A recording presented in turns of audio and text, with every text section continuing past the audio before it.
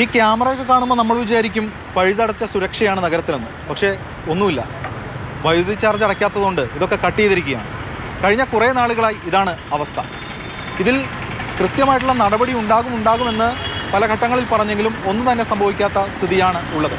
Police ഉൾപ്പെടെയുള്ള കാര്യങ്ങൾ അതേ തുടർന്ന് പ്രതിസന്ധിയിലായിരിക്കുകയാണ്. കാരണം പോലീസ് ആശ്രയിക്കുന്നത് CSMLൻ്റെ ഇത്തരം ക്യാമറകളെയാണ്, കേസ് ഡിറ്റക്ഷൻ ഉൾപ്പെടെയുള്ള കാര്യങ്ങളിൽ. ഇപ്പോൾ ന്യൂ ഇയർ വരികയാണ്. ഫോർട്ട് കൊച്ചിയിൽ കാർണിവലൊക്കെ നടക്കുന്നു. അതുമായി ബന്ധപ്പെട്ട ആഘോഷങ്ങൾ നടക്കാൻ പോകുന്നു. ഈ ഘട്ടത്തിൽ ഒട്ടനവധി പേർ വരും. അങ്ങനെ വരുന്ന ഘട്ടത്തിൽ പോലും എന്തൊക്കെയാണ് സംഭവിക്കുന്നതെന്ന കാര്യം കൃത്യമായി അറിയുന്നതിൻ്റെ ഭാഗമായിട്ടുള്ള ക്യാമറകൾ അത് നിശ്ചലമായിരുന്നാൽ ഒന്നും തന്നെ നടക്കില്ല. ഇതിൽ വൈദ്യുതി ചാർജ് അടച്ചുകൊണ്ട് ഈ പവർ പുനഃസ്ഥാപിക്കുന്ന, റിസ്റ്റോർ ചെയ്യുന്ന സംവിധാനം ഉണ്ടാകുമെന്നാണ് അധികൃതർ ഉൾപ്പെടെ വ്യക്തമാക്കുന്നത്.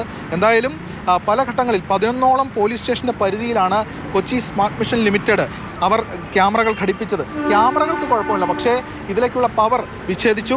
3 മാസത്തെ വൈദ്യുതി കുടിശ്ശികയാണുള്ളത്. ആ കുടിശ്ശിക കൃത്യമായി അടയ്ക്കാത്തത് കൊണ്ടാണ് ഇത് സംഭവിച്ചത്. പോലീസ് പലതവണ ഈ CSMലുമായി ബന്ധപ്പെട്ട് ഇക്കാര്യങ്ങൾ പറഞ്ഞിരുന്നു. പക്ഷേ ഇതുവരെയും അത് നേരെയായിട്ടില്ല എന്നതാണ് സങ്കടകരമായിട്ടുള്ള കാര്യം. പുതുവത്സര ആഘോഷങ്ങൾ അടുത്തിരിക്കുന്ന പശ്ചാത്തലത്തിൽ പോലും ഇത് നേരെയാക്കാൻ കഴിഞ്ഞിട്ടില്ല. എന്തായാലും അടിയന്തര നടപടി വേണം ഇക്കാര്യത്തിൽ എന്നതാണ് ഏവരും മുന്നോട്ട് വയ്ക്കുന്നത്. ഇനി ഈ ക്യാമറകളിൽ നേരിട്ടുള്ള ആക്സസ് പോലീസിന് പലപ്പോഴും സാധിക്കുന്നുമില്ല എന്ന പരാതിയുമുണ്ട്.